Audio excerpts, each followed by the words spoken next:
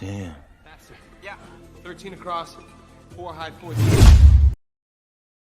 Balik lagi dengan kami X Channel, yang masih siaga untuk menemani waktu gabut kalian.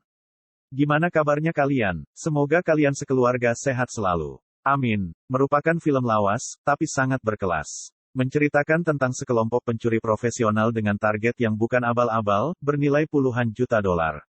Tapi semua sirna setelah salah satu dari mereka berkhianat dan menyebabkan sebuah keinginan balas dendam yang sangat amat dalam. Dan mari kita simak alur cerita dari film The Italian Job.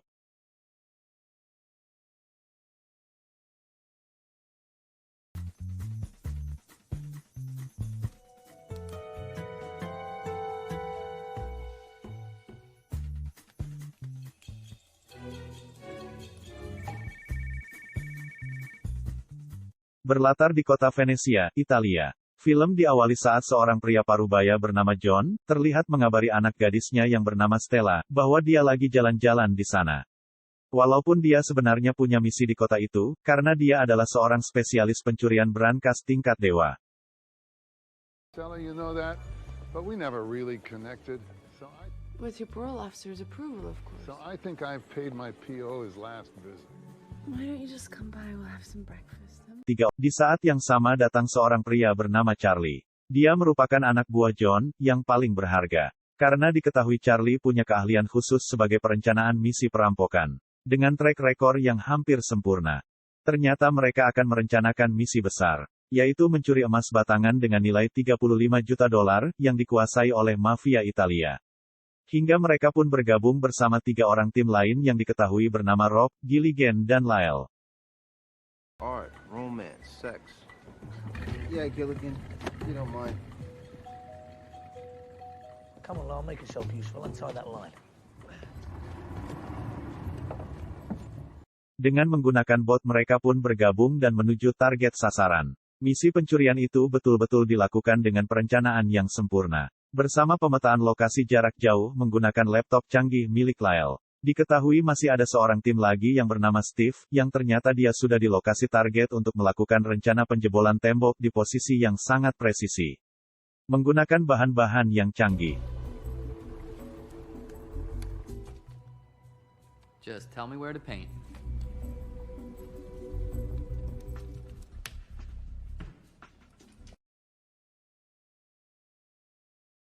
Hingga tanpa kesulitan yang berarti, brankas itu berhasil mereka curi dengan cara yang sangat edun.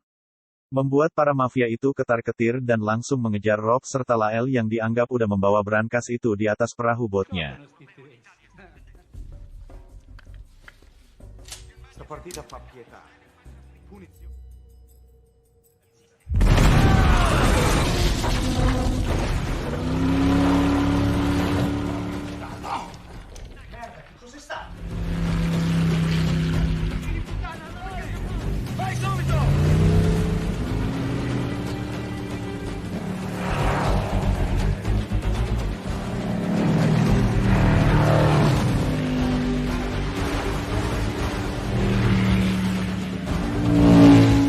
Walaupun ternyata brankas itu berada di dalam air dan lagi berusaha dibobol oleh John yang emang ahli dalam meretas kunci kombinasi brankas.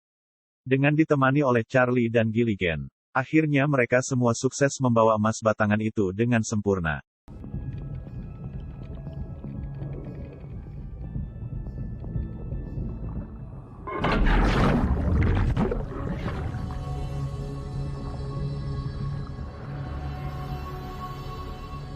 Got 4 minutes to load and leave. Let's go.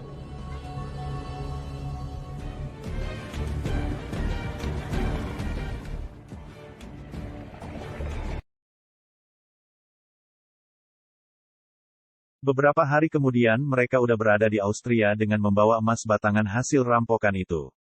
Di mana di sana berencana membagikan hasil rampokan tersebut kepada semua tim. Charlie! Johnny,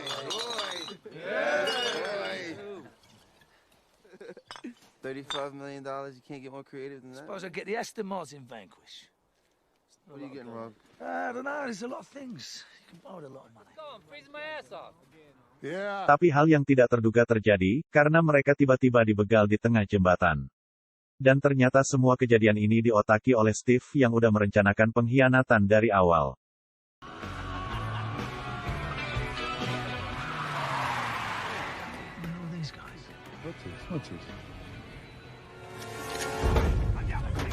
Hey! Don't even think about it, just do it. Take your hands off the wheel. Steve! Tanpa buang waktu dengan kejinya, Steve langsung membunuh John yang dianggap sebagai dedengkot dari tim itu. Hingga kemudian, di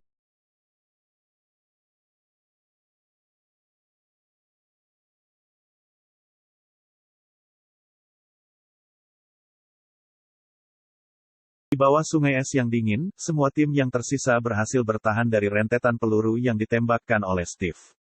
Membuatnya merasa yakin bahwa semua mantan timnya telah mati.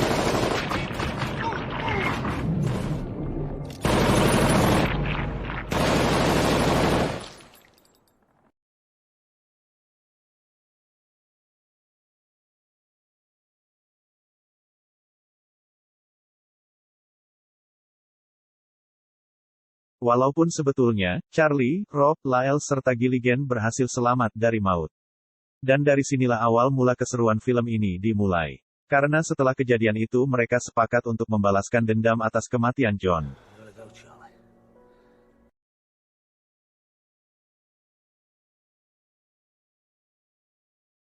Singkat cerita setahun berlalu, Sin berpindah ke kota Philadelphia, Amerika Serikat. Di mana saat itu Stella melanjutkan ilmu yang dimiliki ayahnya sebagai ahli brankas, dan bekerja sebagai konsultan juga penyedia jasa keamanan brankas untuk instansi pemerintah.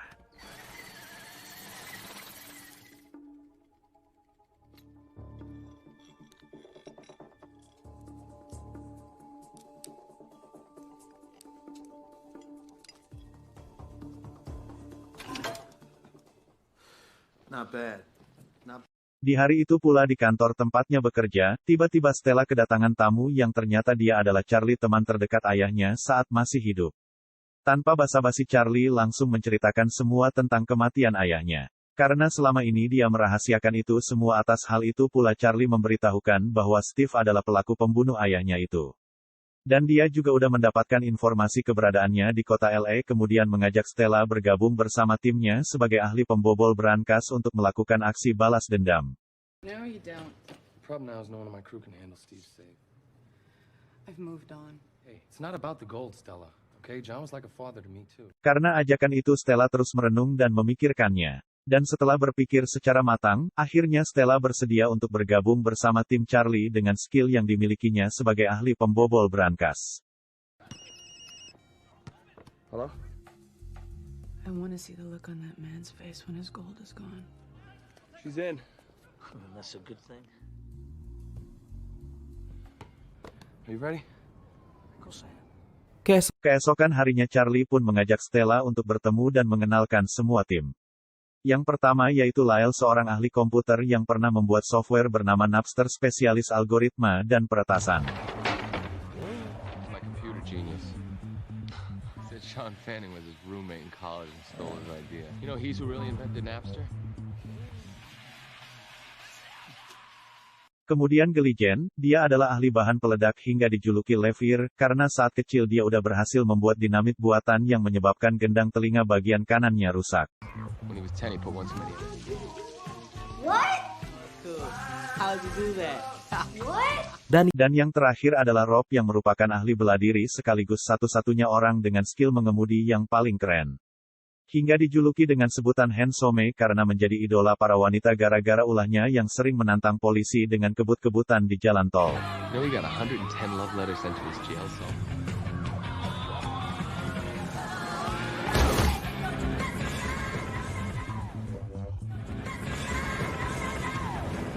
Mereka pun langsung menyusun rencana, dan langkah pertama yang mereka lakukan adalah memata-matai rumah mewah yang ditinggali oleh Steve. Hingga Lyle melakukan tugasnya untuk memproyeksikan lokasi rumah itu sedetail mungkin dengan menggunakan komputernya. Little rent-a-cop with a 9mm on his head. Anti-scaling fence is hardened electroplated steel. Shit. Nitromen, chemical grenades? That stuff's pretty hard to come by. There he is.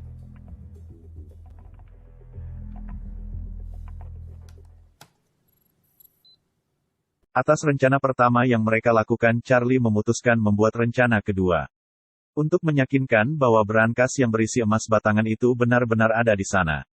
Dan dengan skill perencanaan yang sangat berlian, Charlie membuat planning untuk menyuruh Stella menyamar sebagai petugas teknisi kabel jaringan internet. Tentunya setelah mereka berhasil mencuri mobil dan memanipulasi data karyawan perusahaan internet tersebut. Oh, good. Perfect. I'll give them both to you. Would you like my virginity as well? Oh, you're so witty. Why don't you take advantage of me? Nice to meet you, Handsome Rob.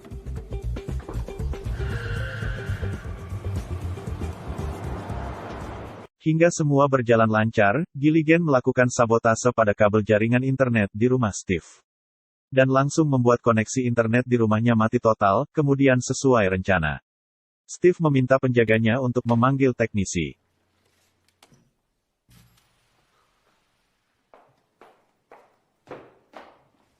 What can I do for you, Mr. Frizzelli? The cable's out. Cable, how can I help? The TV, the modem, everything. Now get somebody up here and tell them to hurry. Hello? Hi, I'm calling from Netcom Cable. I understand your service. Kini peran Stella benar-benar diandalkan, karena dia harus mendapat informasi tentang brankas tersebut.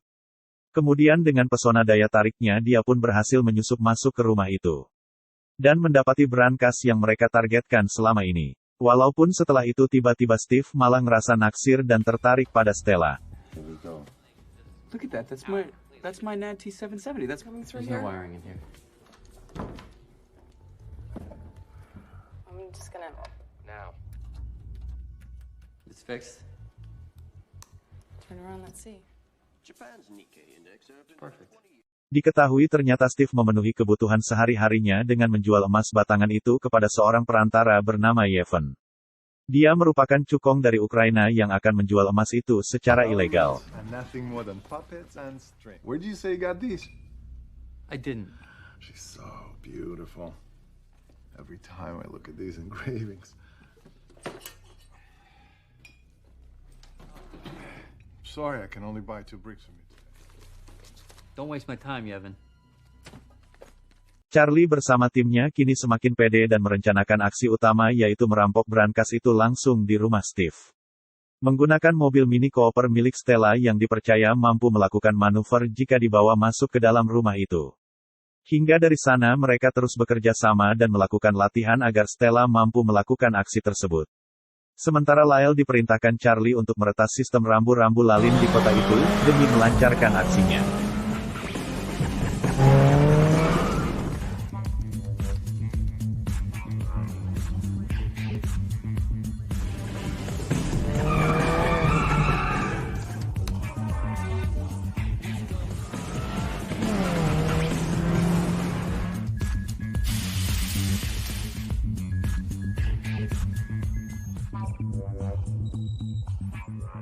Rob juga meminta kepada Charlie untuk mengajak temannya bernama Lawrence, dia adalah seorang mekanik dan ahli modifikasi mobil. Dan ditugaskan untuk melakukan tune-up kepada 3 mobil Mini Cooper yang akan mereka gunakan nantinya. 10,000. We didn't get a chance to meet yet.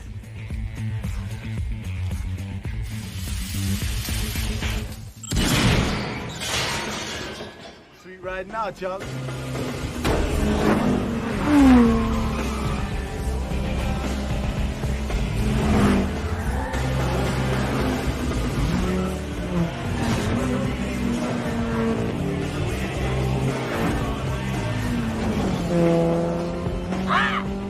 Sementara pada sore harinya Charlie mengajak Gilligan menemui sahabat lamanya yang bernama Skinny Pete. Dia adalah mafia kota LA spesialis penyelundupan barang-barang ilegal, termasuk bahan-bahan peledak yang akan digunakan Gilligan dalam aksinya nanti. Baby. Oh, relax. What's wrong? Huh? What's wrong? Huh? Nitrogen, primer, detonator. Oh, nothing. I'm cool. I'm great. I just need some. Cost you about 5 G's. All right, man. Peace. Come on. Di tempat lain, Steve kembali mendatangi tempat kerja Yevhen berniat menjual beberapa emas demi mendapatkan uang cash. Tapi di saat yang sama tiba-tiba Yevhen teringat akan emas batangan itu yang dicuri di kota Venesia. Dan mendengar hal itu Steve yang gak mau ngambil resiko langsung membunuh Yevhen. Karena dia gak mau Yevhen mengetahui bahwa dialah perampok emas batangan tersebut. You understand fine. Now, what do you know about my glove? Kejadian itu pun diketahui seseorang bernama Maskov. Dia merupakan sepupu dari Yevhen sekaligus ketua mafia Ukraina yang menjalankan bisnisnya di kota LA dan sangat marah saat mengetahui kejadian itu. Hingga keesokan harinya Maskov langsung memanggil mantan karyawan bernama Vance, yang pernah membantu mendiang sepupunya.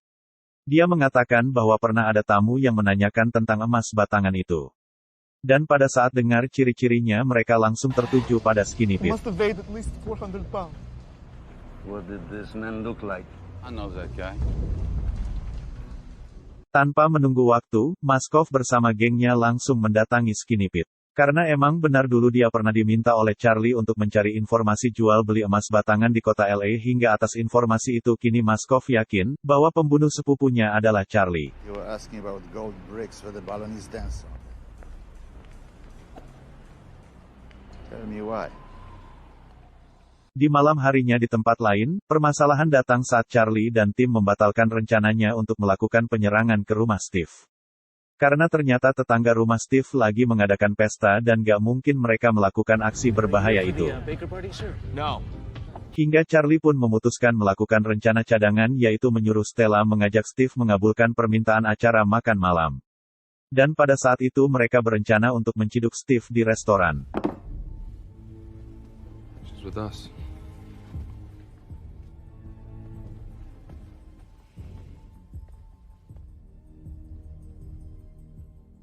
Tapi rencana Charlie untuk kembali merampok emas batangan itu tiba-tiba lenyap. Karena Steve mengaku bahwa dia udah menjual semua emas batangannya kepada mafia Ukraina yang tempo hari udah dibunuh. Steve, huh?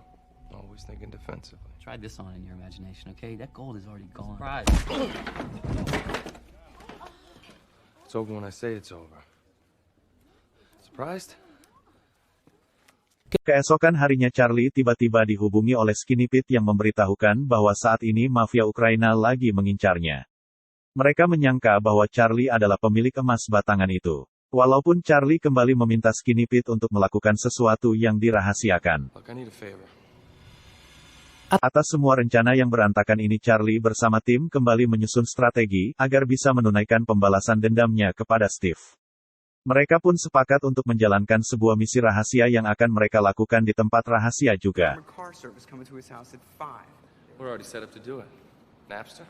Charlie, you could take a dozen different routes to the airport. We have no idea which one. His security guard called for a private helicopter at 4 p.m. Diketahui ternyata selama ini Steve udah mengetahui pergerakan mereka. Terlepas dia juga mengaku udah mengetahui aksi Lael yang belakangan ini udah meretas sistem keamanan di rumahnya.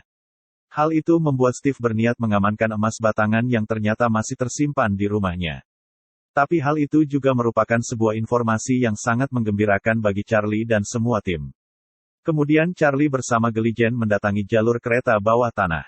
Di sana mereka memasang bahan peledak untuk digunakan saat aksi terakhirnya nanti.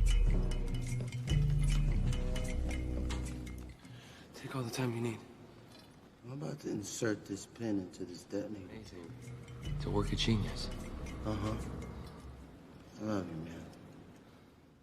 Sementara Lyle masih sibuk untuk bisa meretas sistem rambu-rambu lalin di kota LA hingga atas kerja kerasnya, akhirnya dia pun berhasil. You want to do a dry run? I thought you'd never ask. To predict traffic conditions and thereby control traffic lights. See red light, green light. Danielson. Yeah. What's up with grid 34? Wow, but it's awesome. Is that not awesome? Can you change it back? Yeah. Let's check it out. Hey. Lights are working fine. Just an accident. Dan keesokan harinya mereka benar-benar akan melakukan rencana terakhirnya itu. Timnya yang saat itu dibantu oleh Urens sudah siap di posisi mereka masing-masing. Karena Charlie udah mengetahui informasi tentang rencana Steve yang akan memindahkan brankas berisi emas batangannya. Tapi Steve yang sepertinya udah tahu tentang rencana Charlie dan timnya, dia pun langsung melakukan taktik penanggulangan. Dengan cara menyewa pasukan bayaran untuk mengawal 3 truk lapis baja yang diharapkan bisa membingungkan mereka. They're pulling out. Here we go.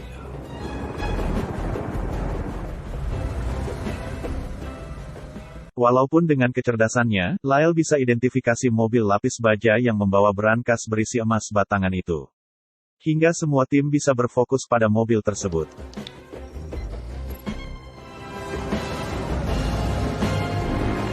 have our truck. It is number 128. 3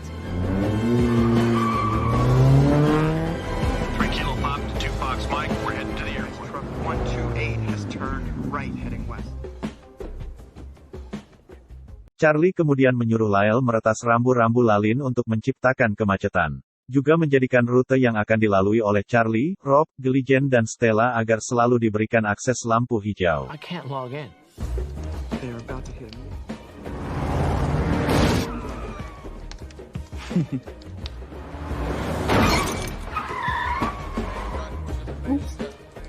Dan ternyata mereka semua menuju ke sebuah stasiun bawah tanah untuk melakukan misi yang masih membuat kita penasaran. Hingga saat mereka sampai di stasiun, tiba-tiba mereka masuk ke jalur kereta. Dan Charlie langsung menyuruh Lyle untuk meretas sistem kereta api tersebut. Membuatnya berhenti tepat di depan terowongan. Come on. Ain't on the train.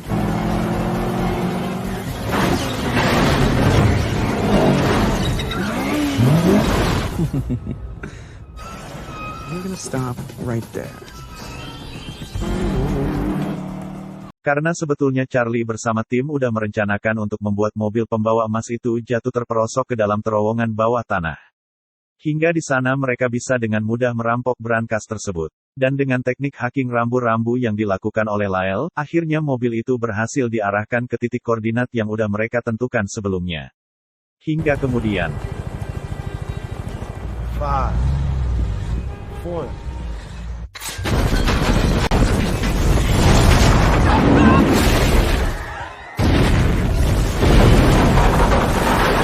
Hingga dengan kerja keras dan skill alami warisan mendiang ayahnya, akhirnya Stella berhasil membuka brankas dengan tingkat keamanan paling tinggi itu. Dan di dalamnya terdapat emas batangan yang nilainya mencapai $27 juta.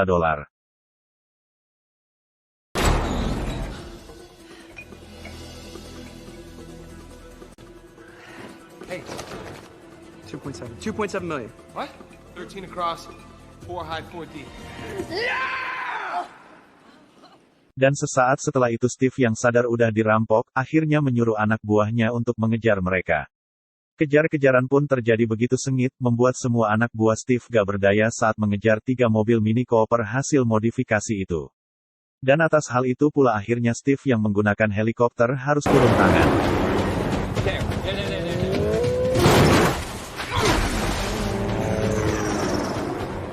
Kepanikan terjadi saat Steve hanya mengincar Charlie dan berhasil membuatnya terpojok. Tapi atas perjuangan dan doa yang dilakukan Charlie pun dia bisa selamat dari maut, bahkan membuat helikopter milik Steve mengalami kerusakan.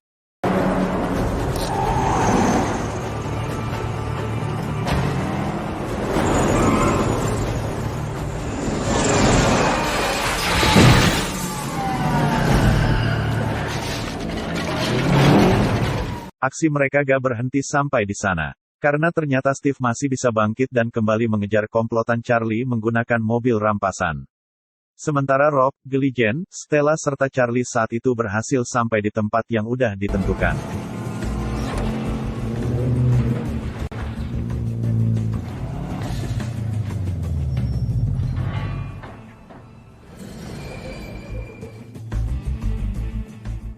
Hingga setelah semua mobil berisi emas itu diamankan ke dalam sebuah gerbong kereta. Tiba-tiba Steve datang dan membujuk Urens untuk berkhianat dengan memintanya membuka gerbong tersebut. Tapi ternyata semua ini udah mereka rencanakan, dan akhirnya Steve berhasil diciduk. Walaupun kemudian... I got this.